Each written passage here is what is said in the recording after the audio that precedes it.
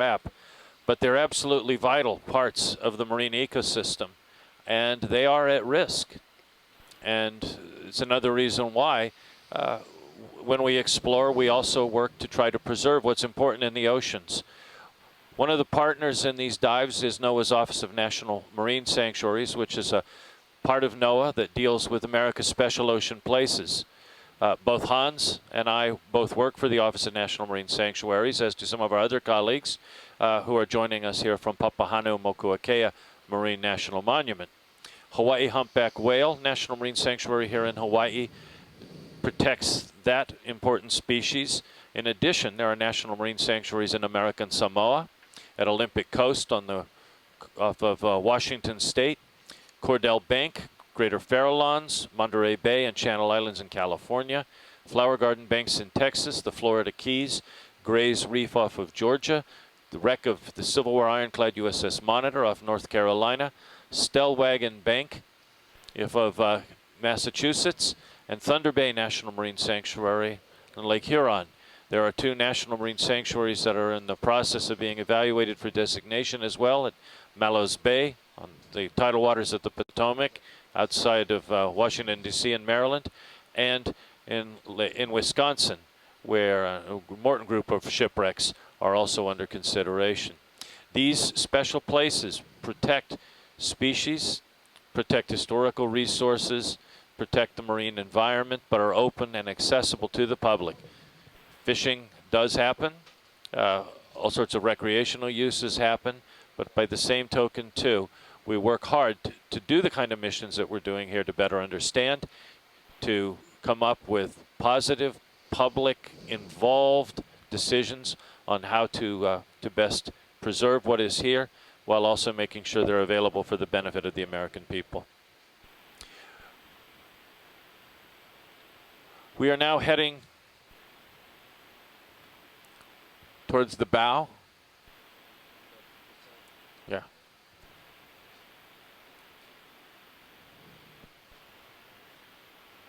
Right.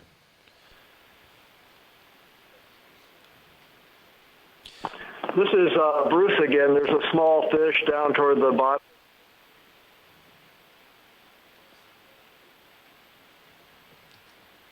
Yeah, go ahead, Bruce. Tell us a little bit more about the fish that you spotted.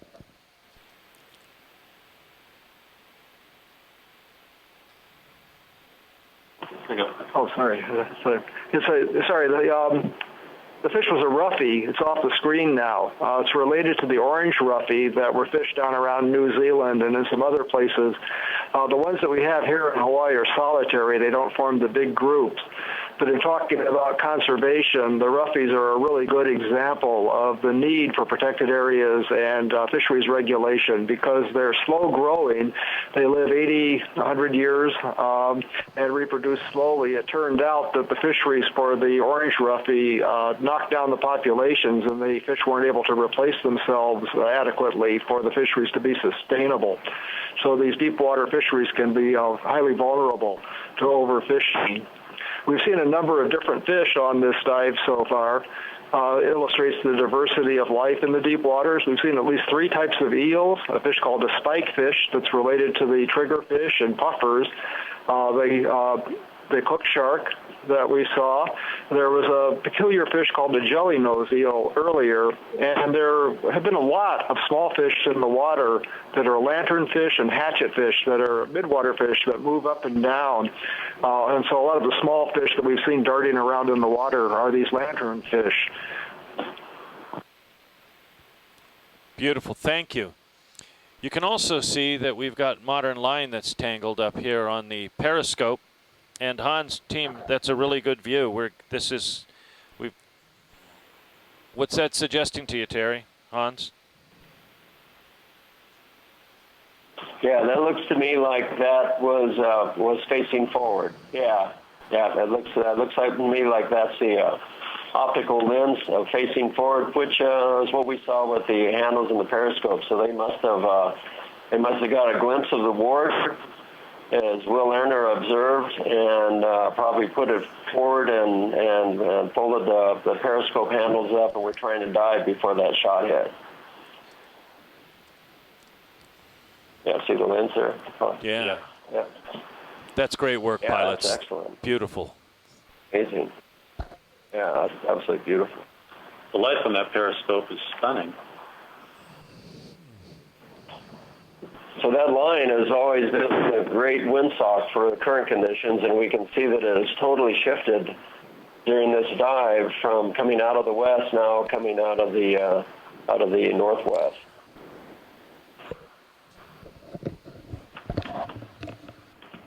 Actually coming out of the southeast now, completely shifted around.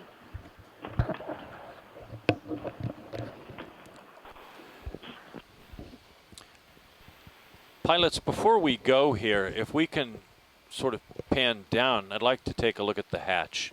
It should be directly in front of us, in front of this. Oh, that's a great view of the top of the periscope. Yeah. That's beautiful. Look at that.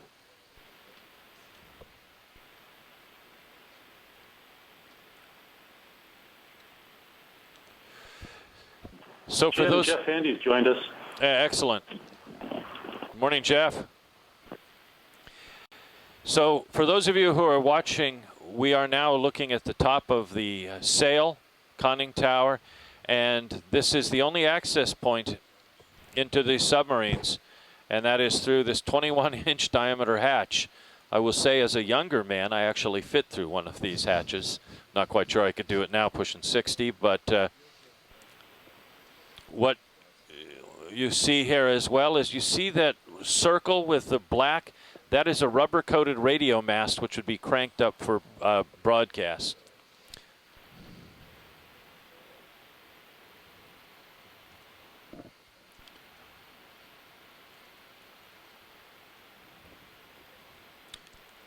As well, for those of you who are just joining us live right now, we are broadcasting from the NOAA ship Okeanos Explorer, 5 miles off of the entrance to Pearl Harbor off the island of Oahu in Hawaii. We are diving on one of 5 Kohaoteki, or Type A Japanese midget submarines that were deployed during the attack on Pearl Harbor 75 years ago today.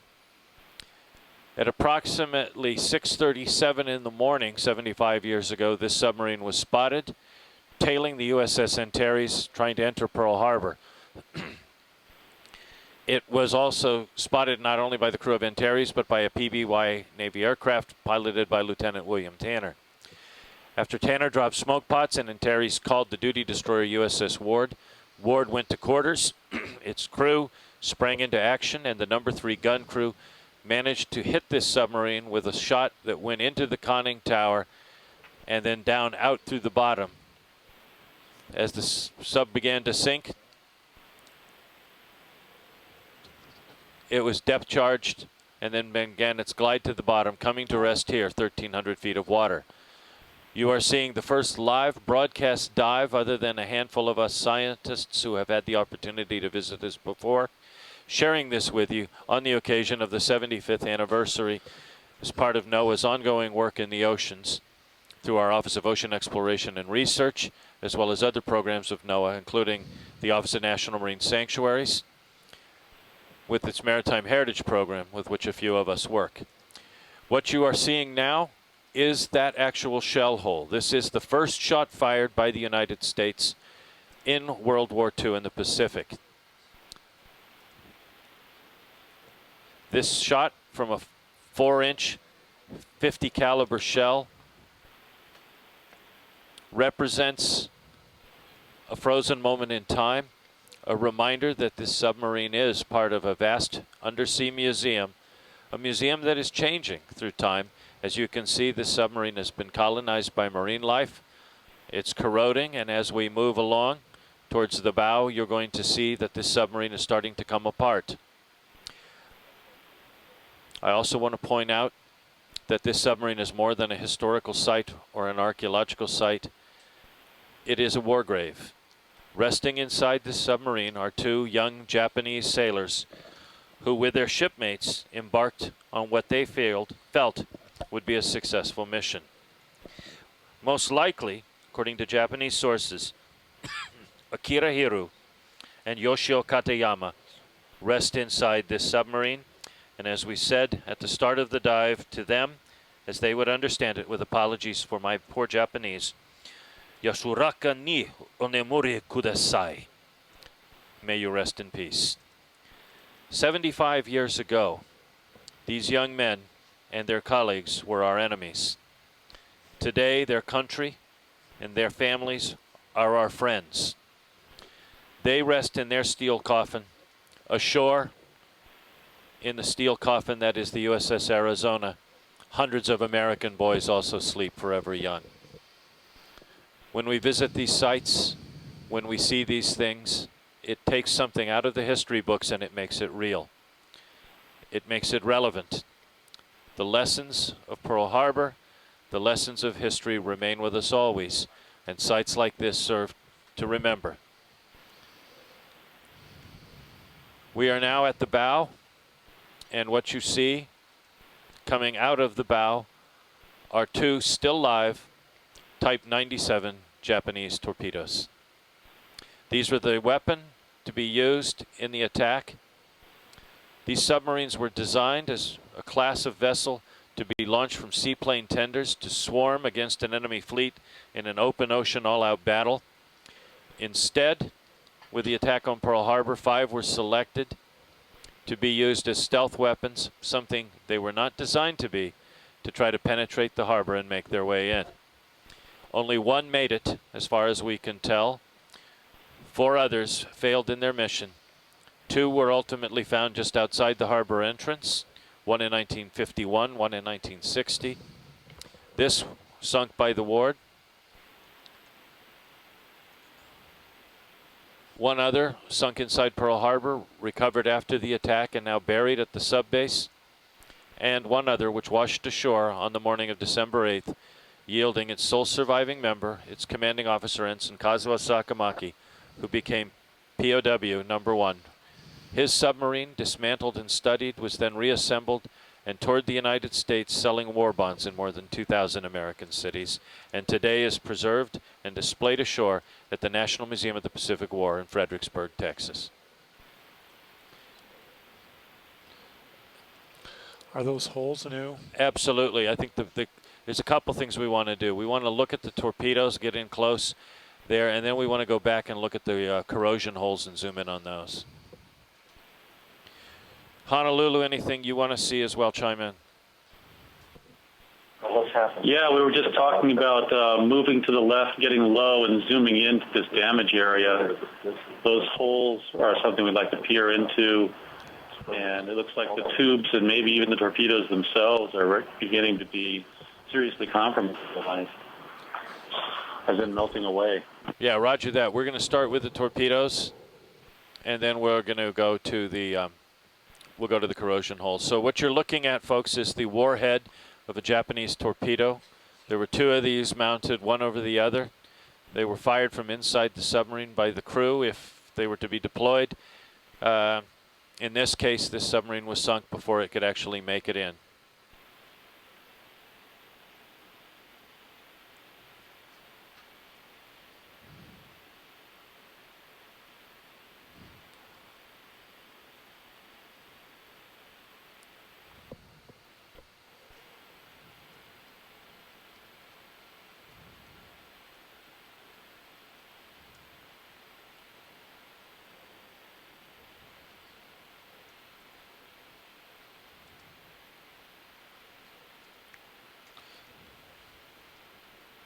Directly beneath the top torpedo, you're going to see a socket for the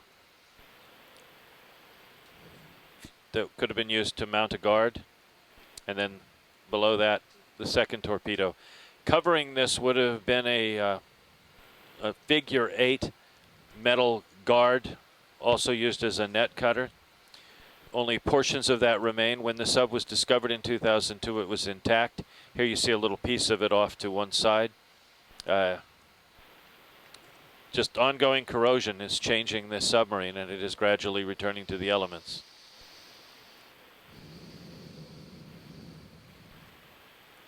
Yeah.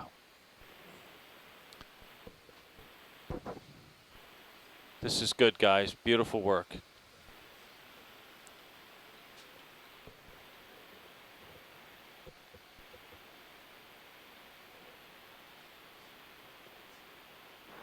That sort of orange large coral on the left side, if you're moving down in that direction, that might be a good one to image.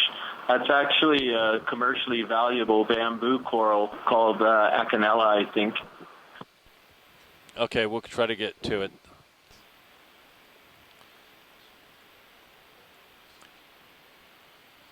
So pilots, after we look at this rust, there's a coral that Shoreside wants to see. It's a bamboo coral.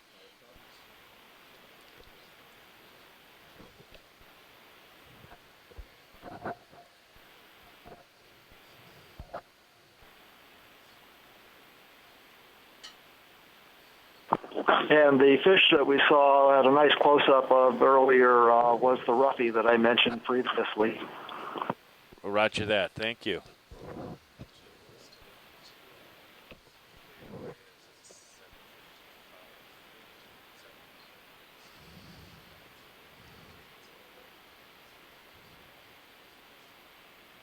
That's the coral right there. That Jim Got him. Okay. for the mosquito guard. So we're going to get this corrosion, and then we'll get the coral, guys. Great, thank you.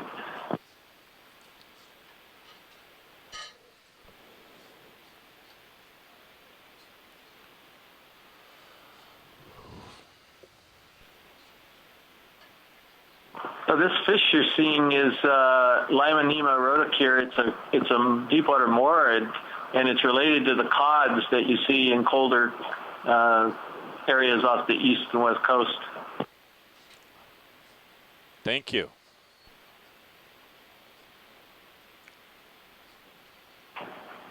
Do you catch any glimpse of the torpedo tubes through these holes yet, or no?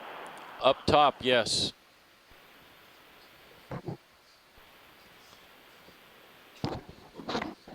That could be. That could be, or maybe a portion of the hull that's dropped into it. That could be the tube. I think it is the tube. Okay.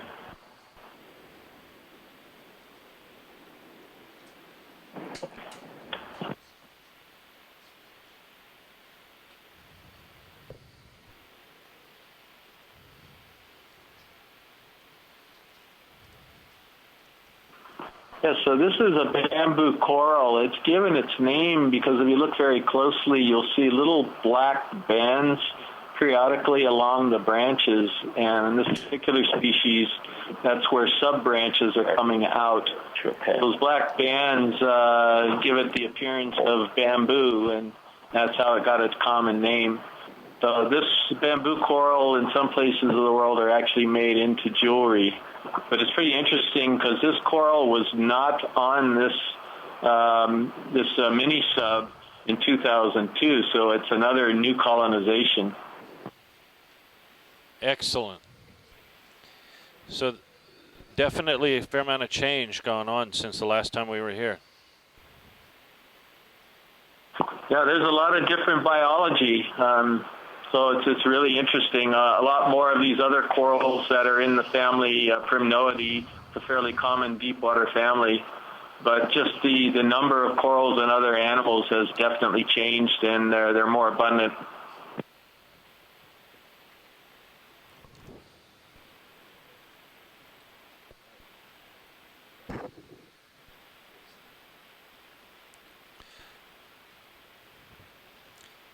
So shoreside, we're just switching pilots right now, and we're going to do the port side. Yeah. Can we move left a little bit and get low so we can get kind of more normal or perpendicular? Yes. The lower damage area? Yes. Thank you.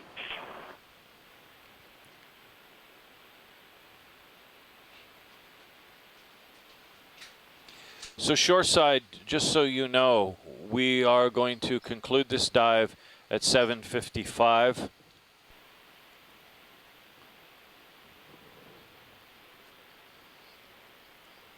And then get ready to recover and move to the three-piece.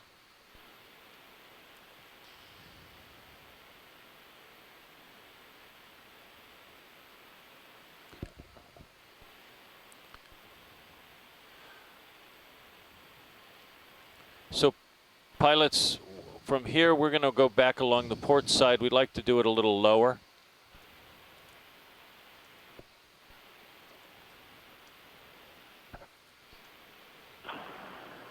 Can you pan right? Can you pan right, please?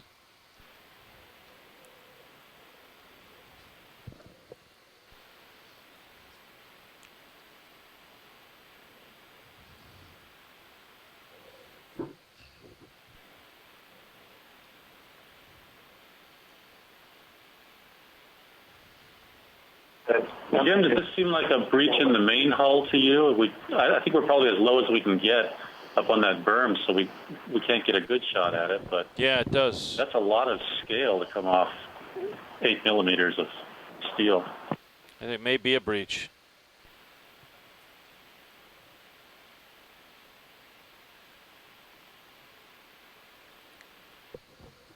Not the pressure hull, of course, but the hull forward bulkhead.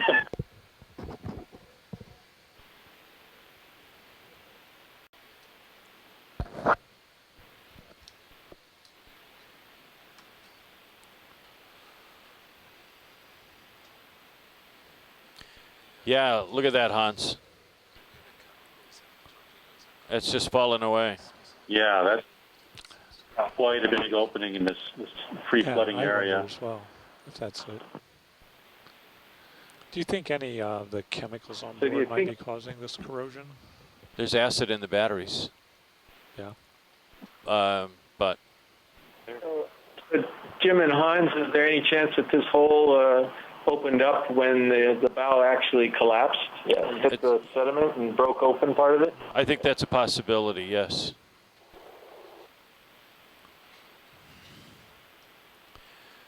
Pilots, since we're at this angle, after we look at this, I'd like to pan up and look into the other corrosion hole again.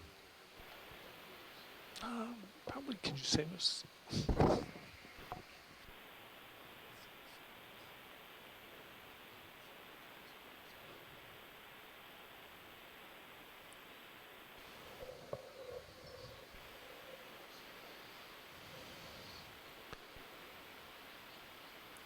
So we're going to look in the top hole. Perfect.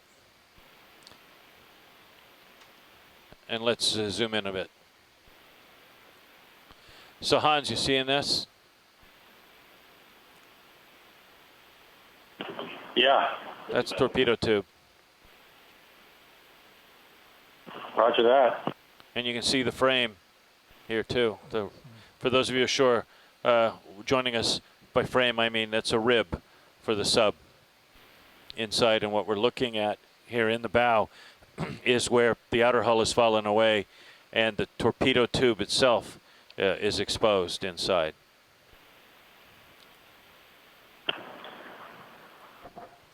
My guess would be that it was fairly weak already, but nothing was impacting it until the flange broke and the bow set down into the scour, and it just opened up that lower section right up to the tubes.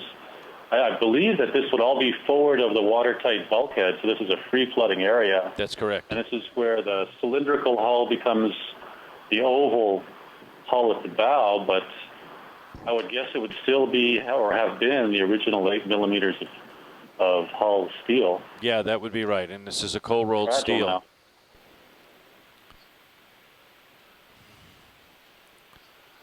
Okay, we're good here, guys. We can swing around and start our traverse along port.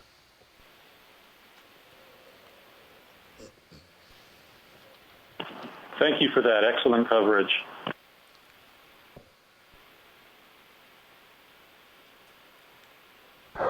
That's a very different looking bow from what we have seen before.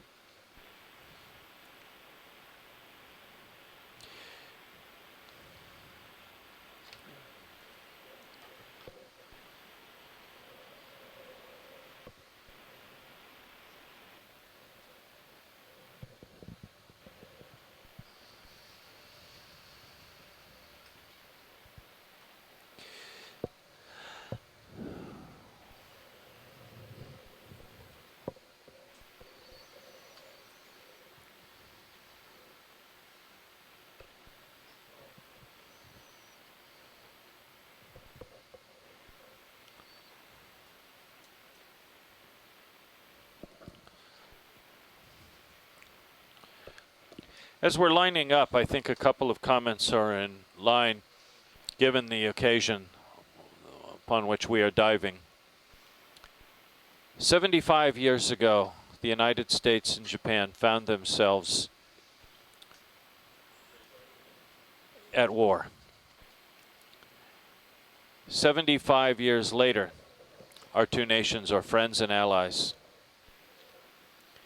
When we dive on sites like this, and we reflect on the events of the past, it's important that we reflect on all that has happened since.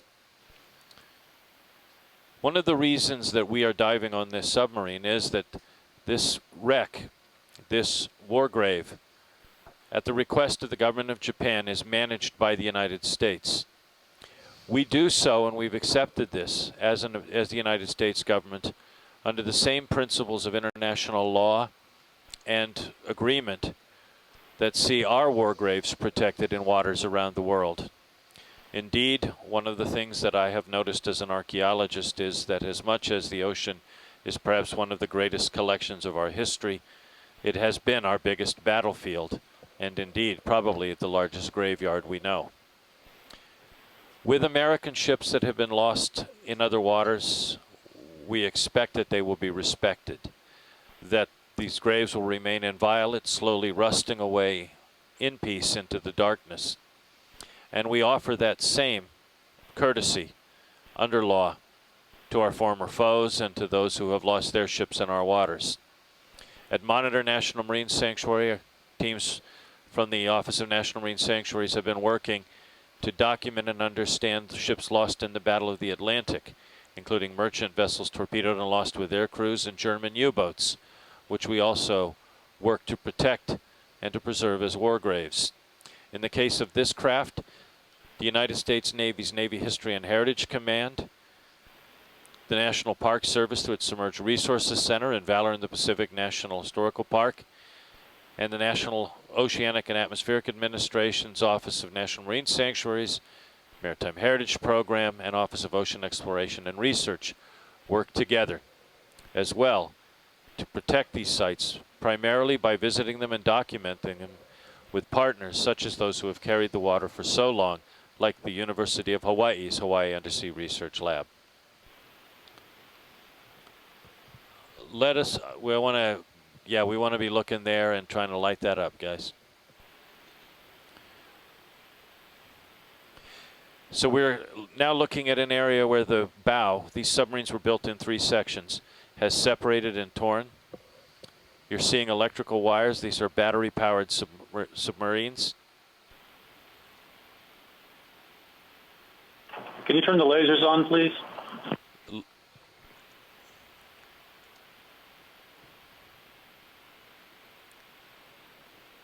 Lasers on, Hans. Thank you. You can see inside. Oh, yeah.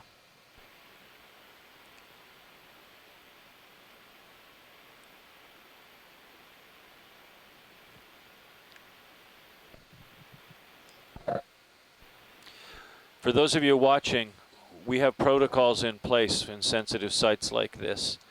We do not anticipate seeing the crew. They were in the center section in their battle positions at the time of loss.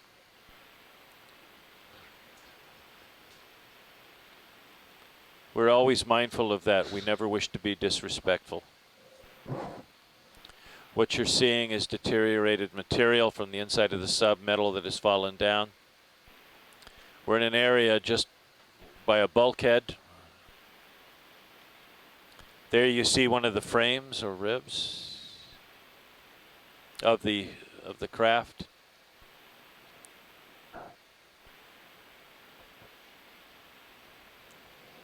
Some sort of material in the background. Yeah. Maybe an insulation. Submarines, submersibles are wet inside. It's not that they leak. They have condensation. Terry and the team joining us from Diving the Pisces can tell you all about that. So oftentimes submarines have some form of insulation basically to deal with the cold that comes through, but also the wet, unless, you know, and that's for subs that are out there all the time. The USS Bofin, one of our partners watching this dive today, has its interior filled with cork for that purpose. While we're on that subject, I just want to call out to our colleague there at the Bofin, Dr. Kelly Gleason Keogh, another archaeologist from NOAA's Office of National Marine Sanctuaries and the Maritime Heritage Coordinator for Papahānaumokuākea Marine National Monument, is there interacting with the public and sharing this live dive and answering questions. Aloha, Kelly, and thank you.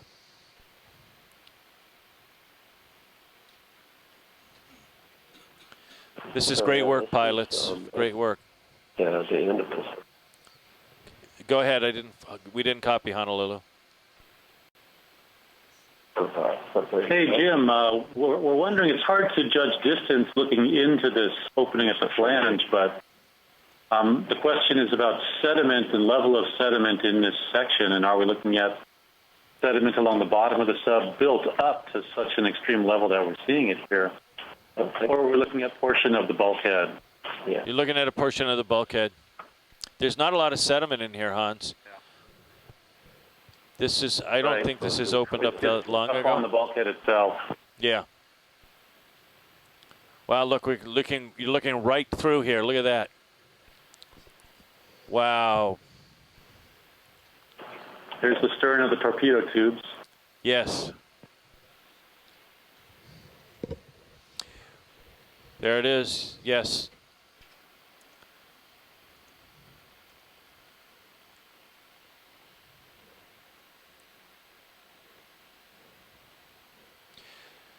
Honolulu, we have 9 more minutes.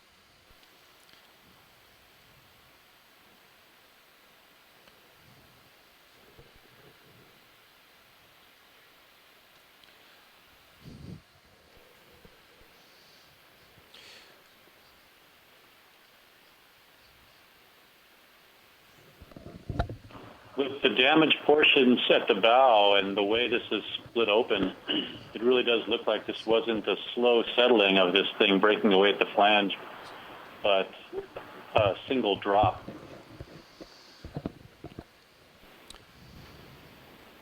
Honolulu, if there's nothing else that we wish to see here, we're going to continue along the port side here, but a little lower, looking at the hull seabed interface. That'll be good. Thank you. So guys, we're going to keep going and looking towards the bottom here. Perfect.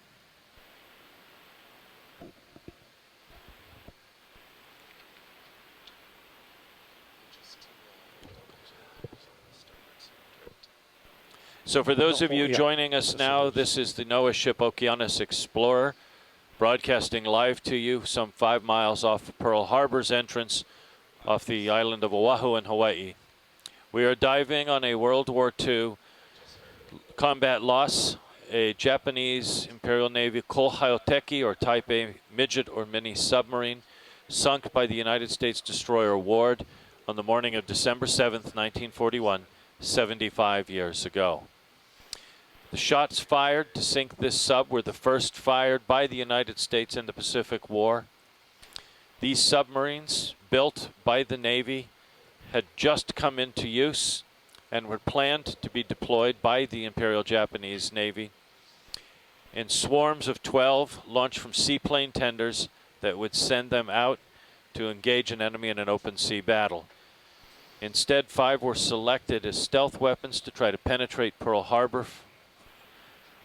Only 1, as far as we know, made it into the harbor for the attack.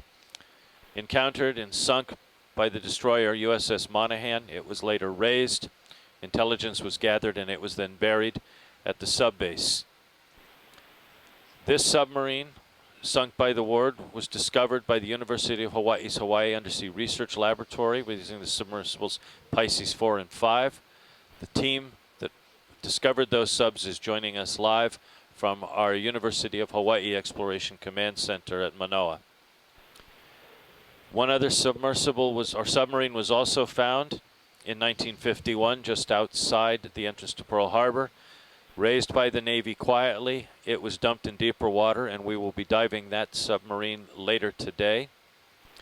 One other sub was found in 1960, just on the other side of the harbor entrance in Kehi Lagoon, at a site now filled as an airstrip for Honolulu International. That sub, raised by the Navy, was returned to Japan and today is on display outside Hiroshima at Etajima, the former Japanese Naval Academy. One last sub washed ashore on the morning of December 8th, having been able to penetrate Pearl Harbor. Its commanding officer and sole survivor, Kazuo Sakamaki, was America's first prisoner of war in the Pacific. His sub, studied, dismantled, and then put back together, toured the United States selling war bonds in more than 2,000 American cities. Today, it is displayed at the National Museum of the Pacific War in Fredericksburg, Texas.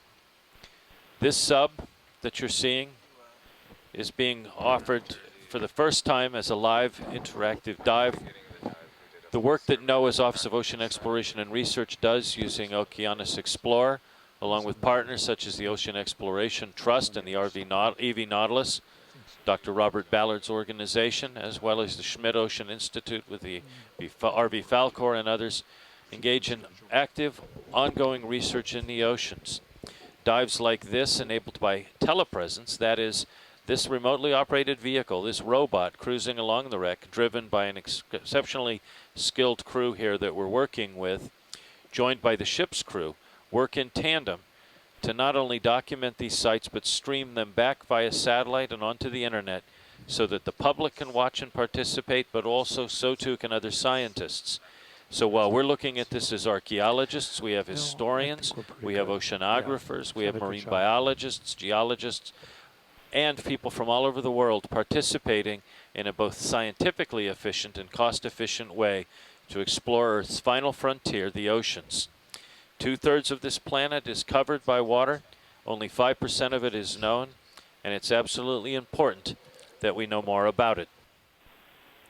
In particular, what you're seeing is a reminder that this is a vast undersea museum, and on the occasion of the 75th anniversary of the Pearl Harbor attack, we're bringing you this, starting as we did to the minute 75 years ago, when this submarine was encountered and shot at and then sunk in the first actions of Pearl Harbor.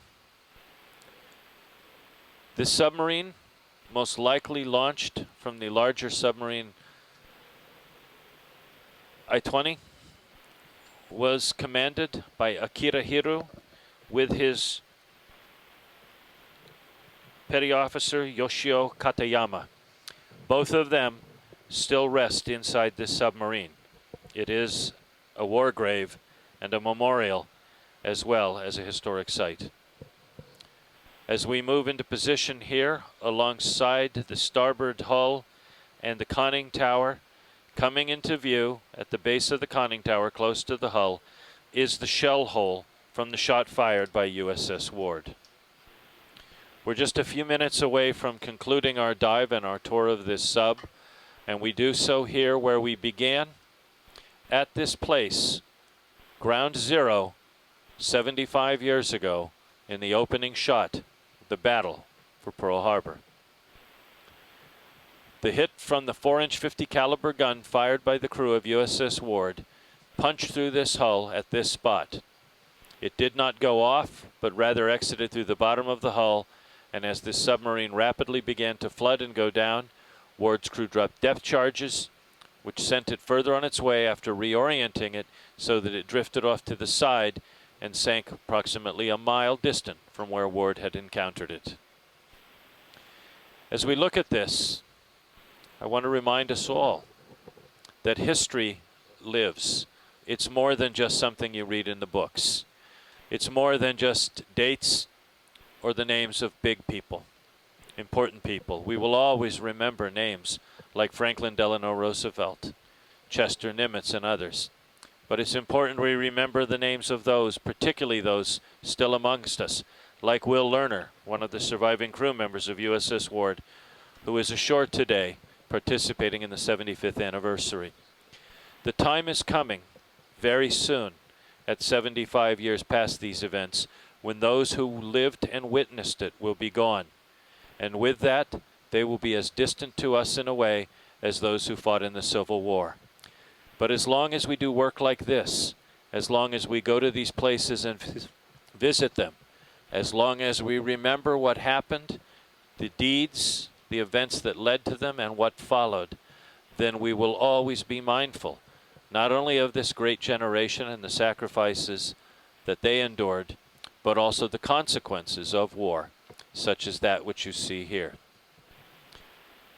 75 years ago, at this very moment, Japanese naval aircraft launched from the carriers Kaga, Akagi, Hiryu, Soryu, Zikaku, and Shokaku were going over the island, mountains, lining up and dropping into Pearl Harbor. At that point, torpedoes fell into the water and began to rip into the sides of battleships. As dive bombers fell and dropped their bombs, high-altitude bombers dropped up to unload their shells, and aircraft strafed the decks. Men sprang to action valiantly, seeking weapons to fight back and to save their ships and their shipmates. Ultimately, when the day was over, there would be a heavy loss of life.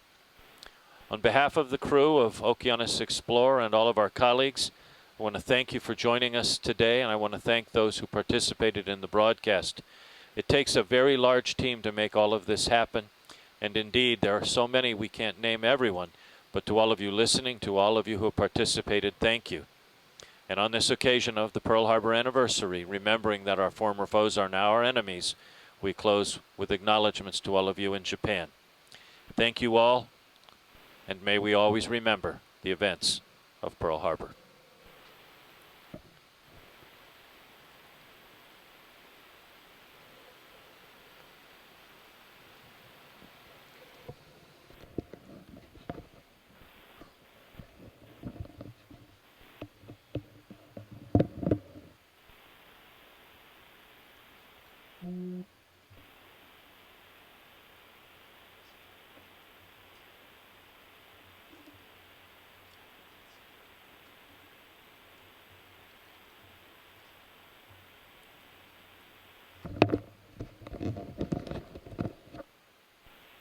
Guys, well done. Exceptionally well done. Thank you.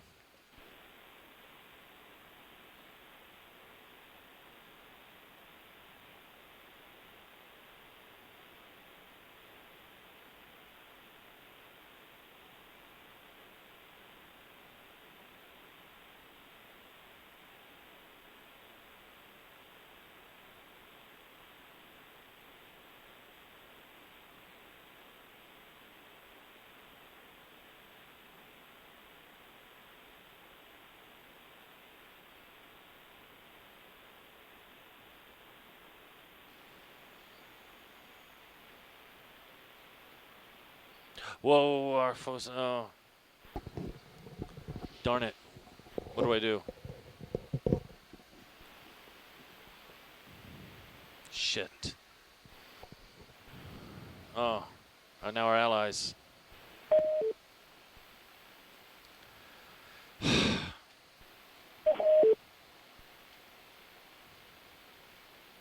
Ah.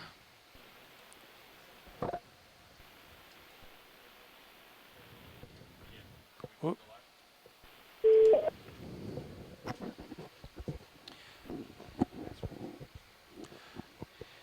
And so, here with the question. okay. And so, ladies and gentlemen, thank you all for joining us as we dived on the Midget submarine sunk by the USS Ward. A reminder again, as we go, that what happened 75 years ago happened between enemies. Today, we are friends and allies.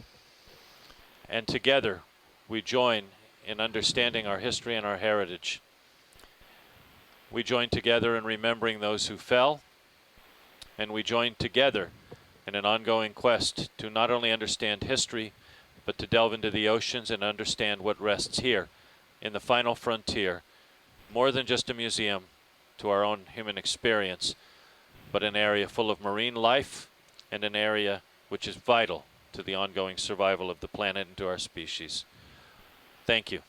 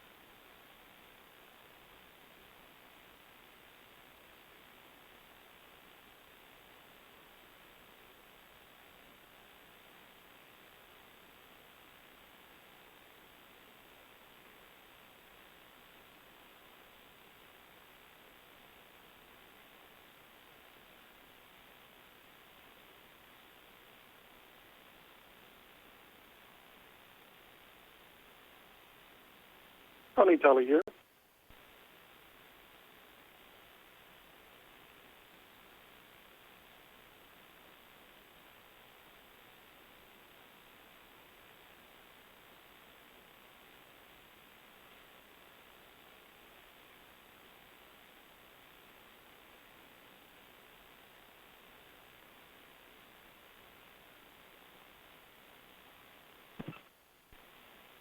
Hey, Tony, this is Dave. I hear you, but not sure anyone else is.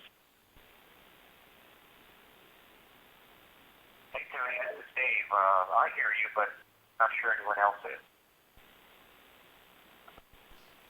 Hey guys, the ship's still with you, but we stepped out so Jim and Frank can grab some breakfast.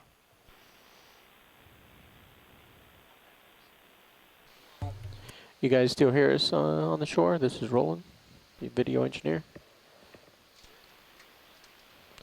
I'm going to reestablish the pilots on the second channel. Pilots, you can reestablish your EXRV communications.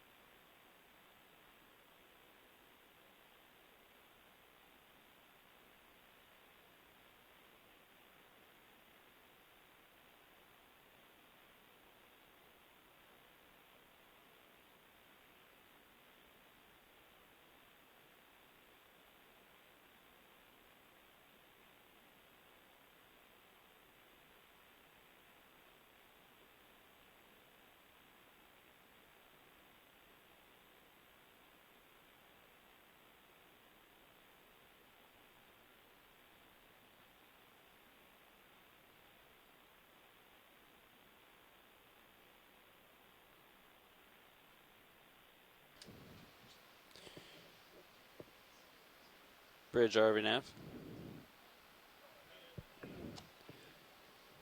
We're ready for the 15-minute call out. Thank you, Bridge.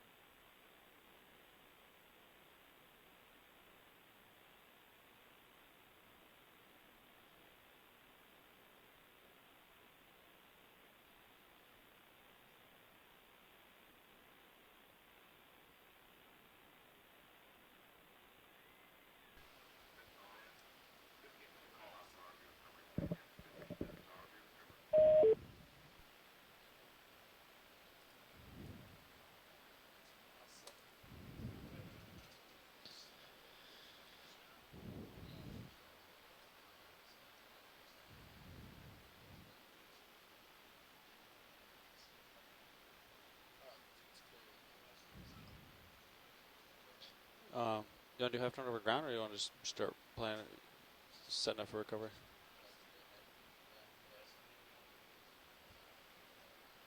Bridge RV nav. Yeah, I guess if you're comfortable, you can start preparing for recovery, half knot through the water and such.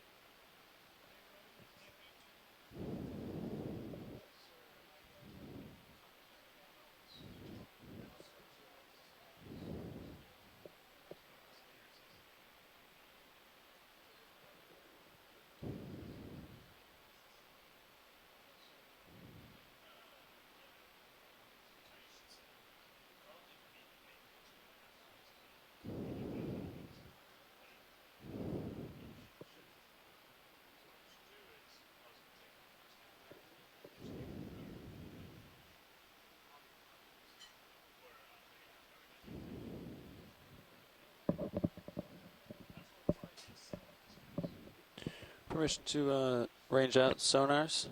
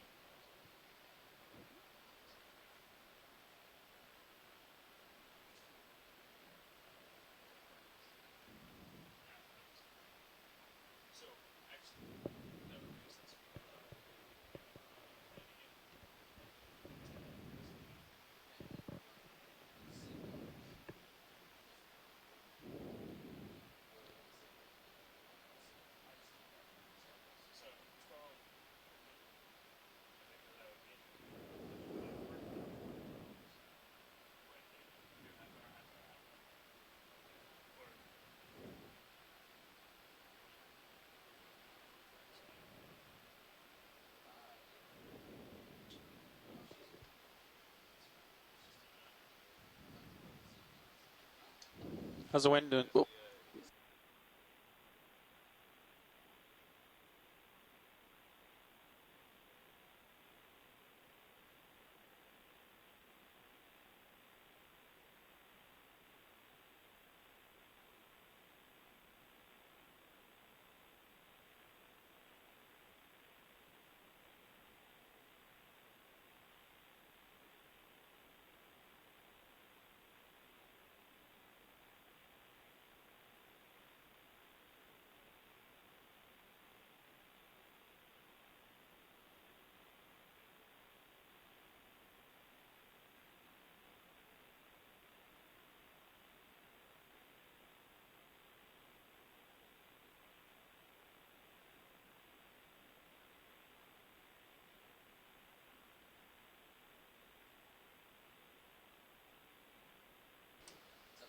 Bridge, RV nav.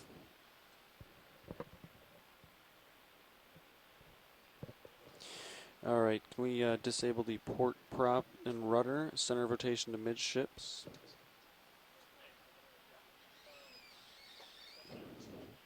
Sounds good. Thank you, Bridge.